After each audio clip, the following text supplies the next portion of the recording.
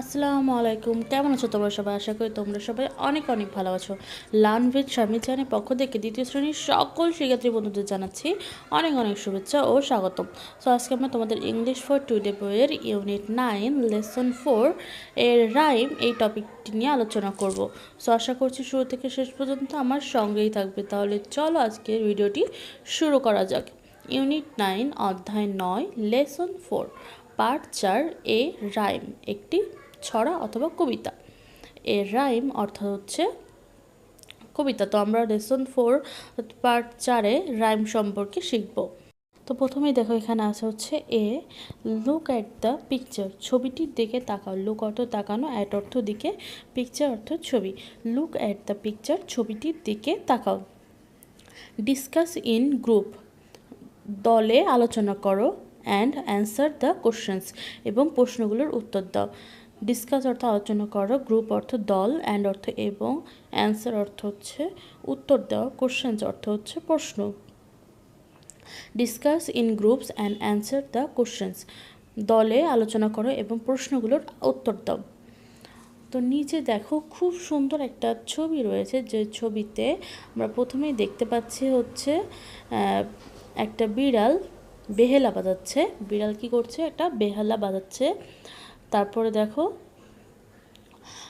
উপরে হচ্ছে, আর সেই ছবি দেখে আমাদের নিচে যে 3টা প্রশ্ন আছে, এই 3টা প্রশ্ন উত্তর দিতে হবে। তো প্রথমে বিড়াল হচ্ছে বেহেলা বাজাচ্ছে। এরপর দেখো একটা প্লেট চামচকে নিয়ে পালিয়ে যাচ্ছে, দৌড়িয়ে যাচ্ছে। এরপর গরু দেখো হচ্ছে চাঁদের উপর দিয়ে লাফ দিচ্ছে। আর এইগুলো সব কাণ্ড কারখানা দেখে আমাদের কিউট ছোট্ট কুকুরটি হচ্ছে এসে মাটিতে গড়াগড়ি খাচ্ছে, তাই না? আচ্ছা, তো এবার দেখো এইগুলো দেখে আমাদের এই যে 3টা প্রশ্ন আছে, এই 3টা প্রশ্ন ডিসকাস করে দেন আমাদের অ্যান্সার করতে হবে। What do you see in the picture, what is the cat doing, where is the cow jumping. তো এই অ্যান্সারগুলো আমাদের দিতে হবে। তো অ্যান্সারগুলো চলো আমরা একটু দেখে নিই। 1 number, what do you see in the picture, ছবিতে তুমি কি দেখতে পাচ্ছ? Answer, the animals are singing and dancing, পশুরা গান গাইছে আর নাচছে। এরপর 2 নম্বর কোশ্চেন দেখো, what is the cat doing, বিড়াল কি করছে? তো ছবিতে বিড়ালটা কি করছিল বলো তো? অ্যান্সার হচ্ছে the cat is playing guitar, আর হচ্ছে ফিডল, অর্থাৎ বিড়ালটি গিটার বাজাচ্ছে অথবা ওই যে বেহেলা না, বেহেলাটা বাজাচ্ছে। ঠিক আছে। এরপর 3 নম্বর দেখো, হোয়ার ইজ দ্য কাউ জাম্পিং, গরু কোথায় লাফাচ্ছে? অ্যান্সার হচ্ছে the cow is jumping over the moon, গরু চাঁদের উপর লাফাচ্ছে। ঠিক আছে। আচ্ছা, কোশ্চেনের অ্যান্সার আমাদের দেওয়া হয়ে গেল। এরপরে চলো আজ কি আছে দেখি আমরা। বি নাম্বার দেখো, listen to and recite the rhyme with teacher, শোনো এবং তোমার শিক্ষকের সাথে কবিতাটি আবৃত্তি করো। লিসেন অর্থ শোনা, অ্যান্ড অর্থ এবং, রিসাইট অর্থ আবৃত্তি করা, রাইম অর্থ হচ্ছে কবিতা, টিচার অর্থ হচ্ছে শিক্ষক, আর উইথ অর্থ হচ্ছে সাথে। অর্থাৎ listen to and recite the rhyme with teacher, শোনো এবং তোমার শিক্ষকের সাথে কবিতাটি আবৃত্তি করো। তো নিচে একটা দেখো কবিতা রয়েছে, অর্থাৎ রাইম রয়েছে। এই রাইমটা আমাদের শুনতে হবে এবং শিক্ষকের সাথে সাথে আবৃত্তি করতে হবে, তাই না? তো রাইমের নামটা কি দেখো, হেই ডিডেল ডিডেল।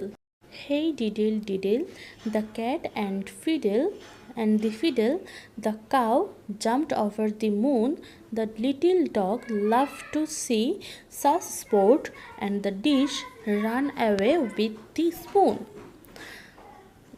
অর্থাৎ দেখো আমরা ছবিতে যেটা দেখলাম সেটাই হচ্ছে এখানে রাইম আকারে লেখা আছে। কি লেখা আছে? Hey diddle diddle, the cat and the fiddle, the cow jumped over the moon, and little dog love to see such sport, and the dish run away with the spoon. Hey অর্থ হচ্ছে হেই, ডিডেল অর্থ ডিডেল, cat অর্থ হচ্ছে বিড়াল, fiddle অর্থ হচ্ছে বেহালা, cow অর্থ গরু, জাম্পড অর্থ হচ্ছে লাফ দেওয়া, ওভার অর্থ উপরে, মুন অর্থ চাঁদ, লিটিল অর্থ ছোট, ডগ অর্থ কুকুর, লাফড অর্থ হাসা, সি অর্থ দেখা, সাচ অর্থ এমন, স্পোর্ট অর্থ খেলা, ডিশ অর্থ হচ্ছে পাত্র অথবা হচ্ছে প্লেট, রান অর্থ দৌড়ানো, অ্যাওয়ে অর্থ দূরে, উইথ অর্থ সাথে, স্পুন অর্থ হচ্ছে চামচ। ঠিক আছে, ওকে চলো এরপরে কি আছে দেখি। সি নাম্বার দেখো, চেইন ড্রিল, শৃঙ্খলে অনুসরণ। চেইন অর্থ শৃঙ্খল, ড্রিল অর্থ হচ্ছে অনুসরণ করা। Say each line by turns after teacher, প্রত্যেকটা লাইন বলো তোমার শিক্ষকের পরে, পালাক্রমে, মানে পালাক্রমে প্রত্যেকটা লাইন বলতে বলছে শিক্ষকের পরে। সে অর্থ বলা, ইচ অর্থ প্রত্যেক, লাইন অর্থ হচ্ছে সারি, টার্নস অর্থ হচ্ছে পালা বা মোড়, আফটার অর্থ হচ্ছে পরে, টিচার অর্থ হচ্ছে শিক্ষক। Say each line by turns after teacher, প্রত্যেকটা লাইন বলো তোমার টিচারের পরে পালাক্রমে।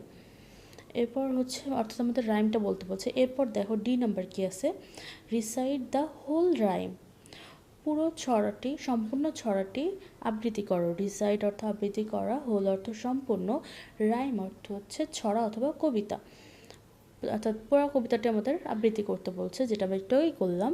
Act out the activities from the rhyme, কবিতা থেকে কার্যকলাপগুলো অভিনয় করো। সাস অ্যাজ যেমন, প্লে দ্য ফিডেল যেমন হচ্ছে বেহেলা বাজানো, জাম্প লাফানো, লাফ হাসা, রান দৌড়ানো, এক্সেট্রা ইত্যাদি।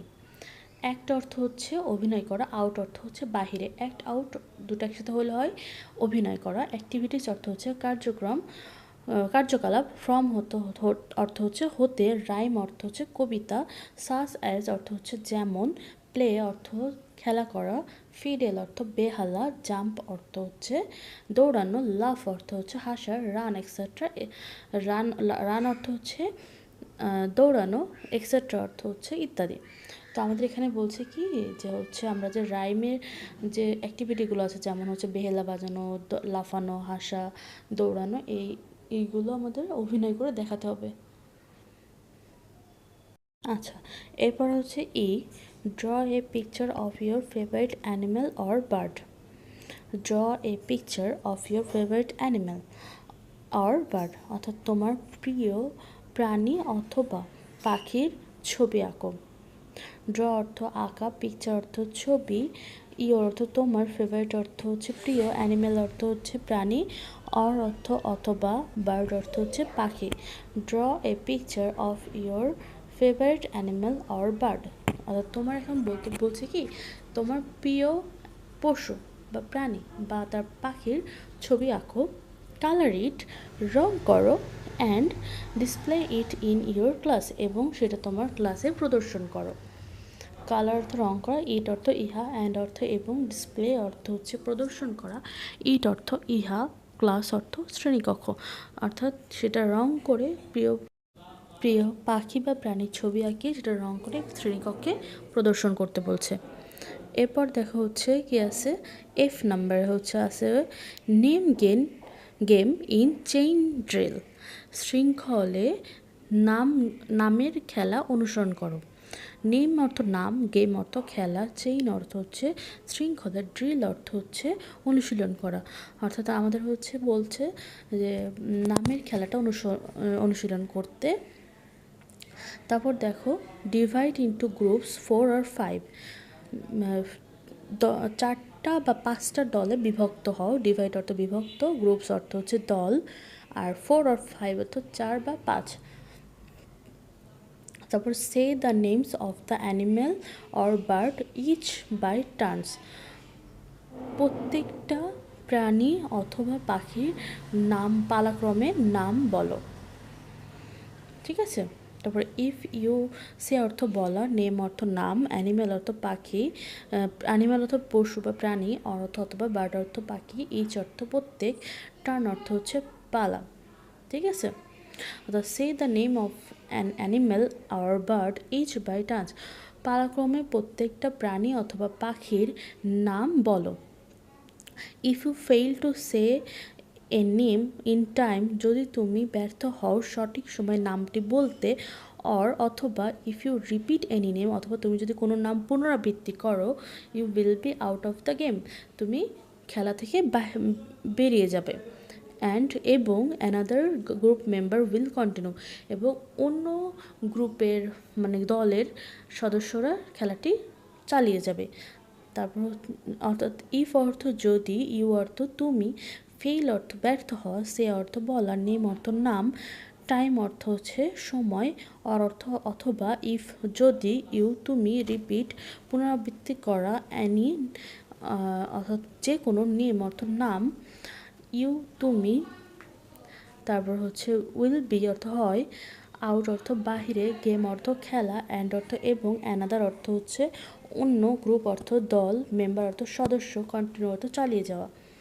তো এখানে কি বলছে দেখো, if you fail to say a name in time or if you repeat any name you will be out of the game and another group will continue. তো এখানে তোমাদেরকে একটু বুঝতে হবে, খেলাটা বলছে কি তোমরা হচ্ছে প্রথমে 4 থেকে 5টা গ্রুপে ডিভাইড হও, এরপর থেকে প্রত্যেকজনকে অতটা প্রাণী অথবা পাখির নাম বলতে হবে পালাক্রমে।